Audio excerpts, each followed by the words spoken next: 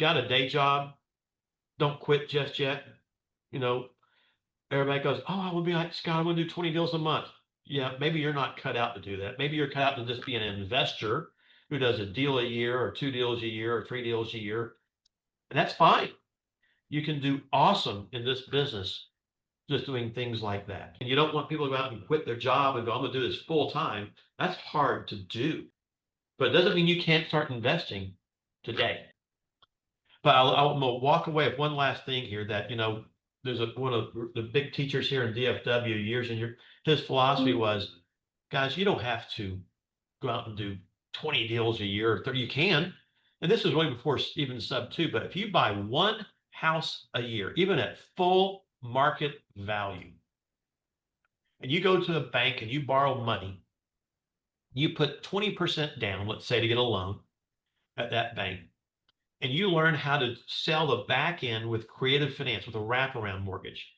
So maybe you get a bank loan today at 7.5% and you sell it back out at 9%, 9.5%. But you take all the income from your back end buyer, you take the down payment and you replenish the money you're out of pocket.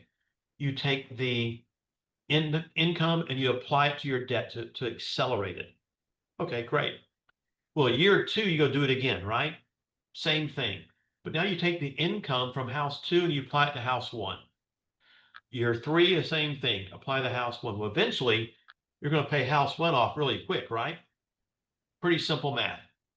Well, when that pays off, you take all that income and you apply it to house number 2 as you're going through the loop.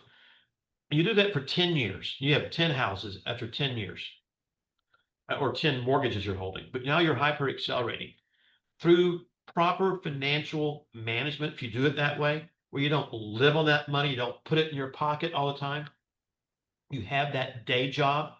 In about 13 years, it used to be about 12 years, maybe it's 13 or 14 years now, this with interest rates changing a little bit, you can have 10 mortgages debt-free.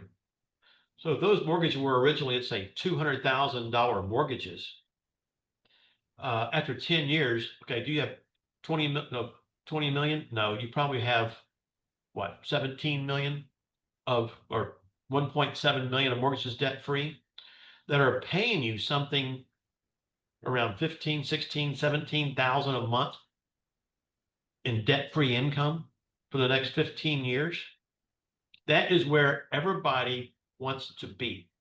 And it's just about how do you get there and how do you keep yourself organized to do that.